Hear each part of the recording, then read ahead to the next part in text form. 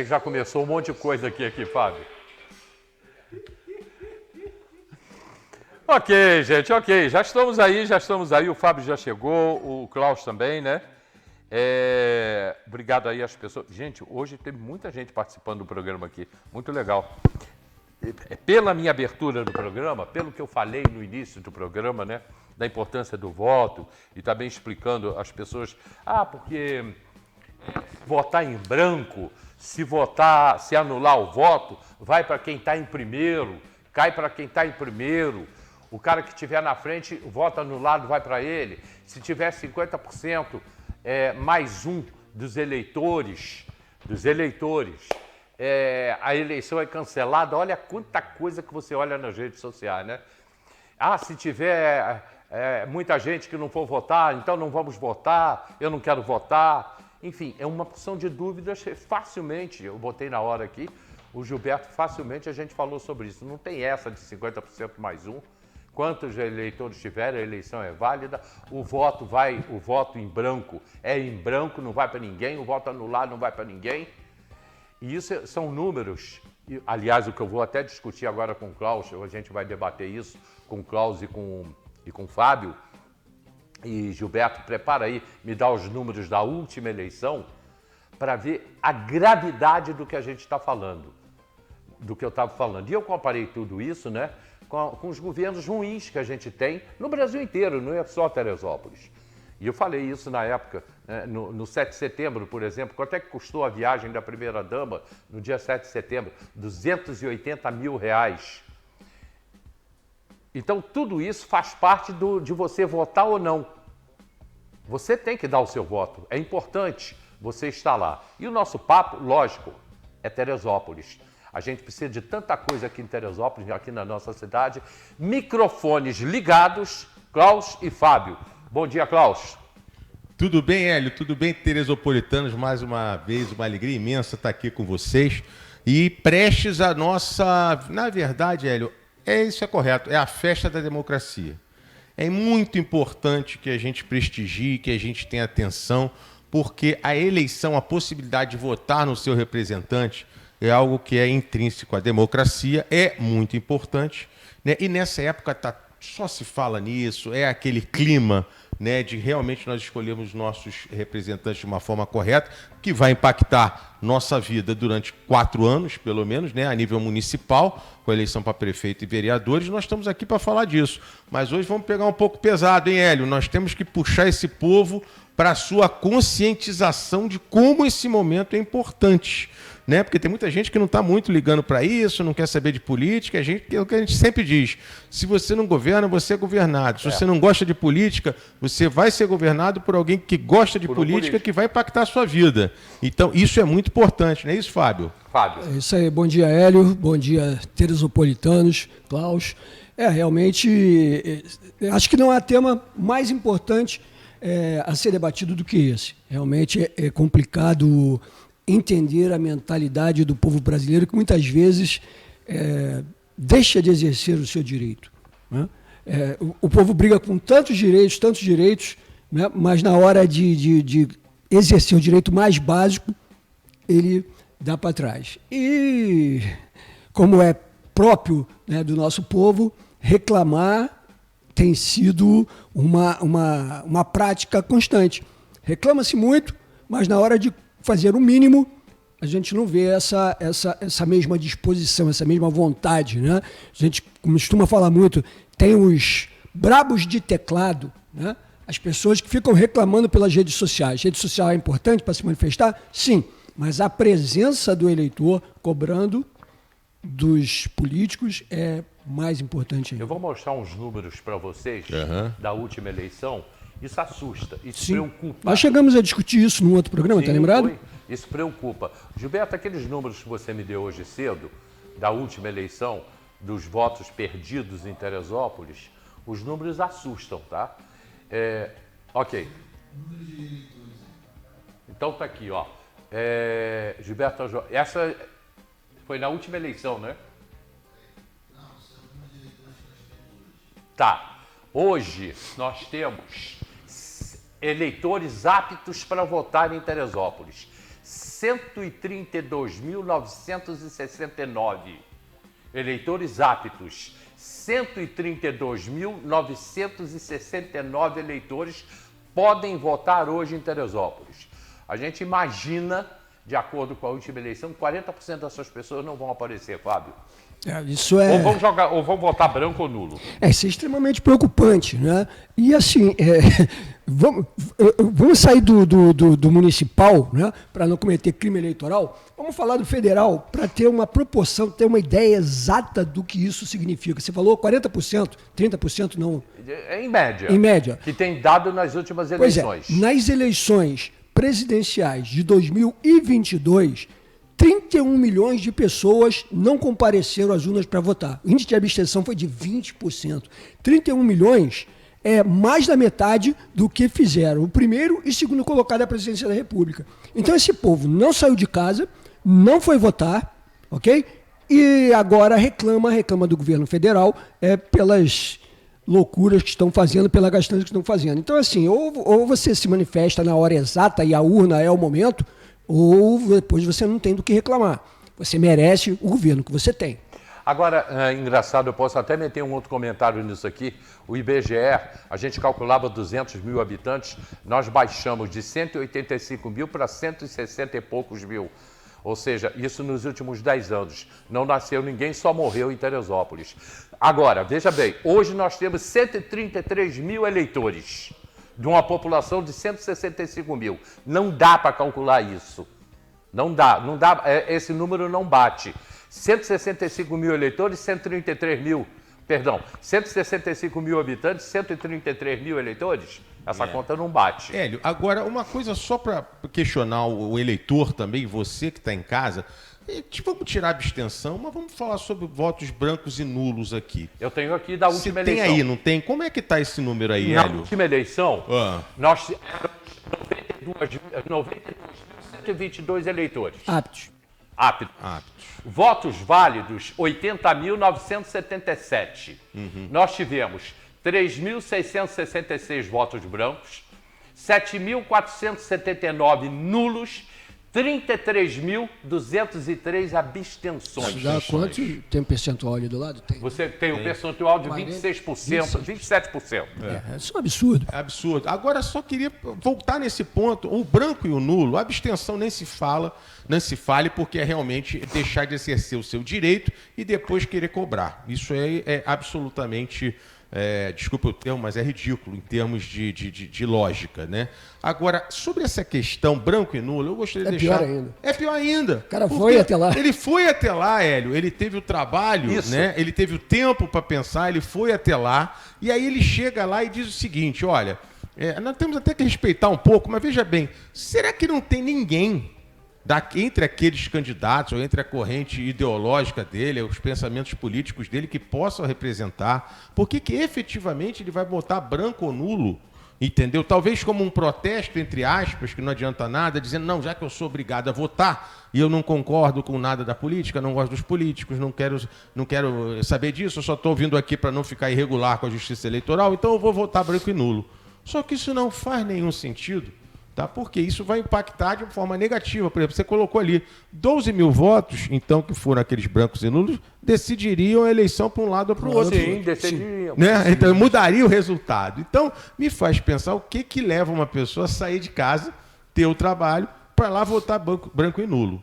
O abstenção, tudo bem, esse aí está completamente abdicando do seu direito, né, e dever, até como cidadão, de votar. Agora, branco e nulo não faz o menor sentido.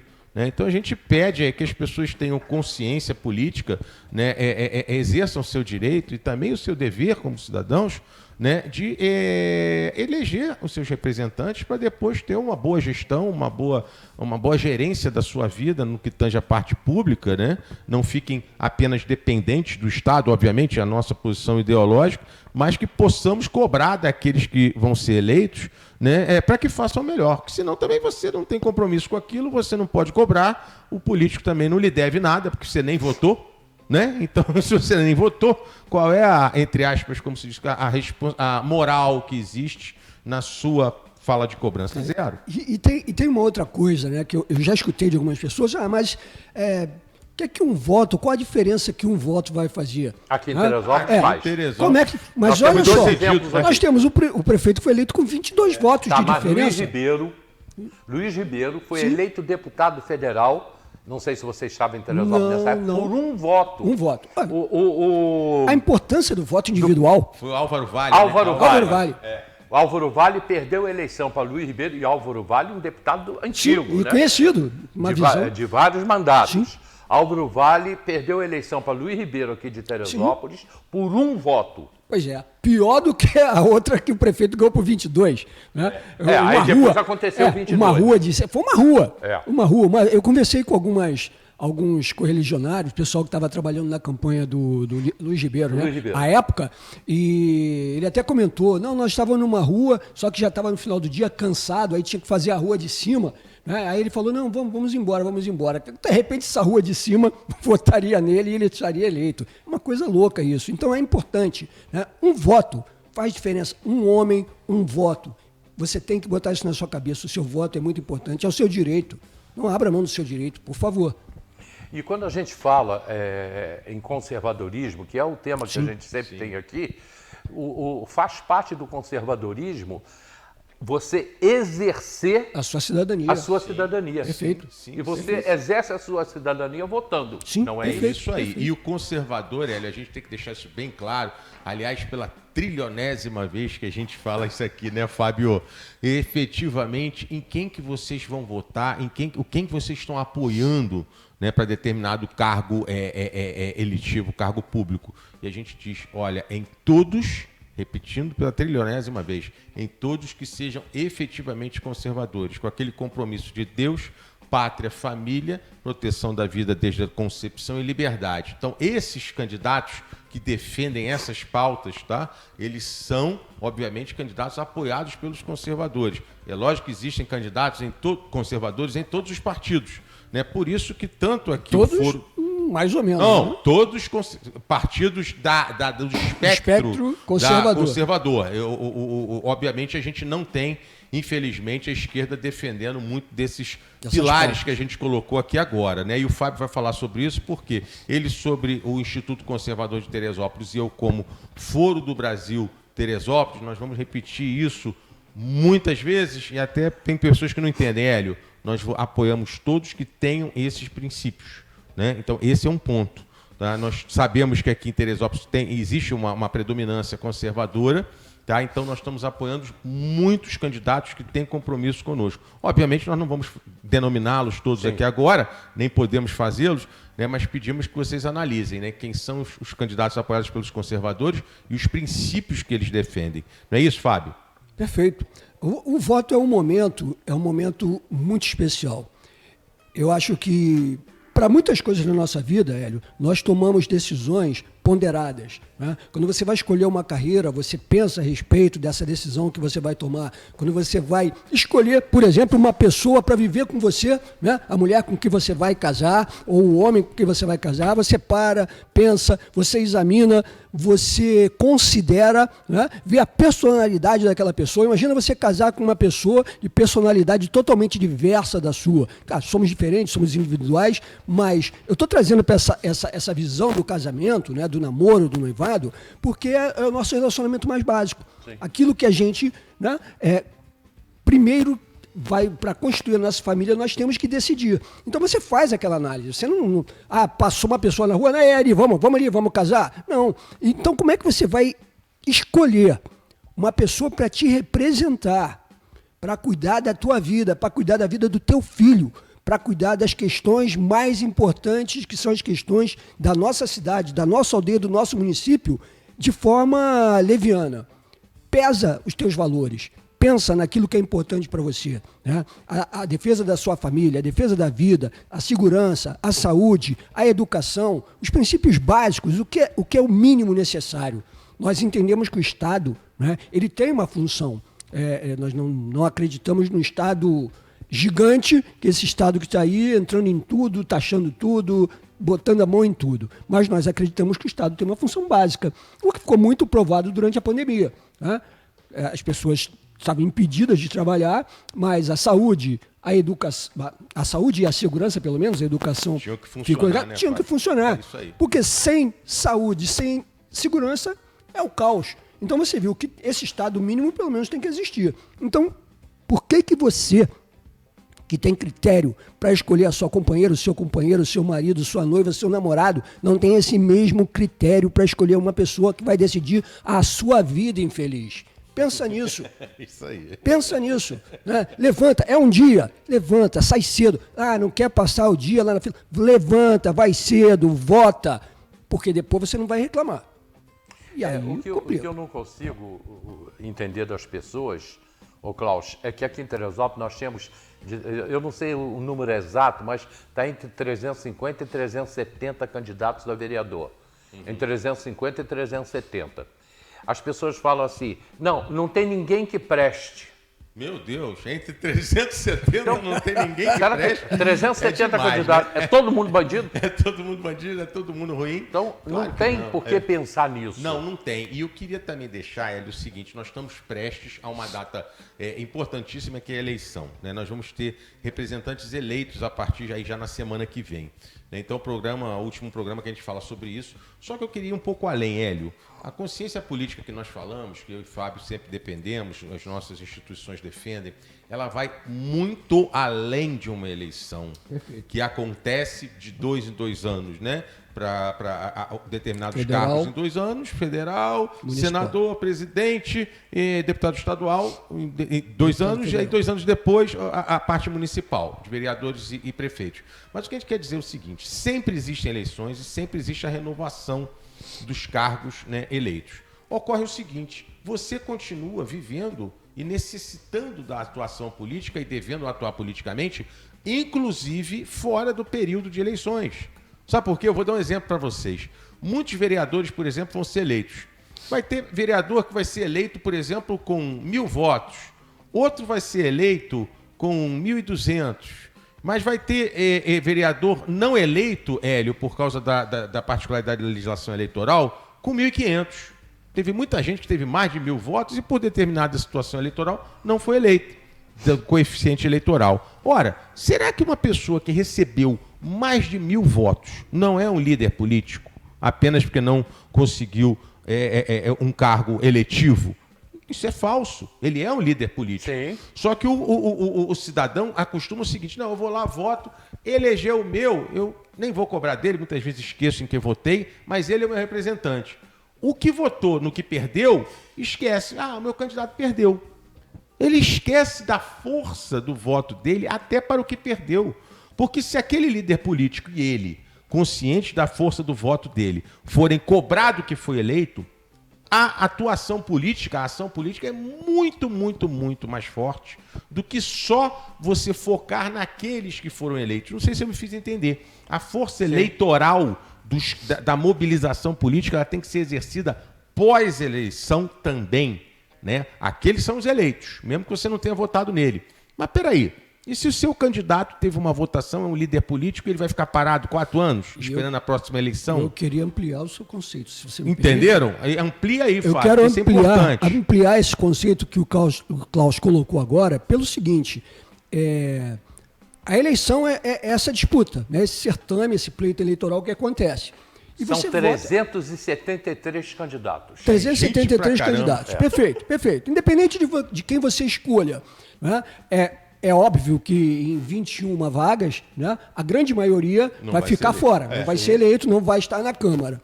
Independente de quem você vote, eleitor, você tem que entender, né, perdeu, isso não exime, isso não tira a sua responsabilidade. Exato, Pelo exato. contrário, né, foi eleito, é um certame regular, perfeitamente, foram eleitos com votos válidos, ótimo, ótimo. A partir daquele momento, apesar dele não ser o meu candidato, ele é o meu representante, ele é o representante da minha cidade. Deixa de ser uma questão partidária, deixa de ser uma questão de preferências pessoais. É uma questão de que você tem ali um representante. Não sei se é verdade, né? Porque eu não acompanhei de perto. Um colega de trabalho comentou que um dos vereadores dessa última legislatura, né, ele se deu ao trabalho de ir a todas as sessões, assinar o ponto e não disse uma palavra, não se intrometeu em um debate. Passou em branco passou o em mandato branco. dele. Não sei quem votou nesse cidadão e também não sei quem é e também não quero saber. Mas ele estava atrás de um empreguinho. Sim. Sim. Estava atrás de um dinheirinho para complementar a sua renda. Né? Mas exercer o dinheiro. Como é que a população não se insurge contra isso? Então, assim, meu candidato perdeu, meu candidato é o Hélio. O Hélio não foi eleito o Klaus. O meu candidato é o Klaus, foi eleito o Hélio. Não interessa, o Hélio agora é o meu representante. É ele que vai decidir o futuro da minha cidade. É ele que vai decidir o futuro do meu filho e da minha filha. Então, vá à Câmara, acabou de ser eleito, vá lá na posse e cobra, estamos aqui, quero resultados. Eu tenho comercial agora.